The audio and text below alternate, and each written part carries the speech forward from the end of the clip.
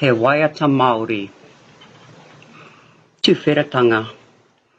Me te Korokoro Tui, katangi te titi, katangi te kaka, katangi hoki ko ahau.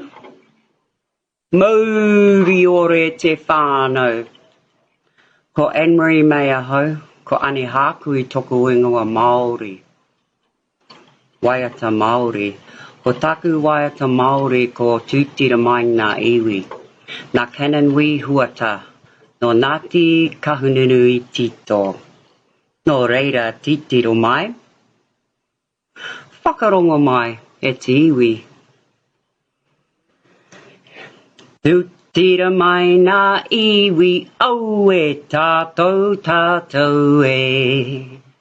Tūtira mai ngā iwi, au e tātou tātou e.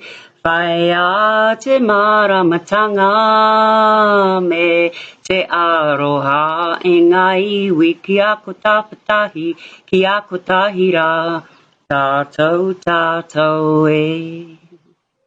Tūtira mai ngā iwi, tātou tātou e.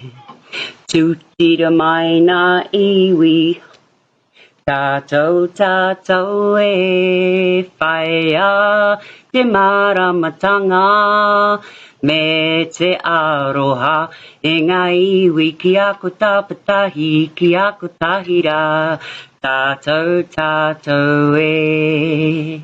Tātou tātou purikia ki e mau siauahi. He whakatauki kia ora e te whānau, ko te āmorangi ki mua, ko te hāpai o ki muri.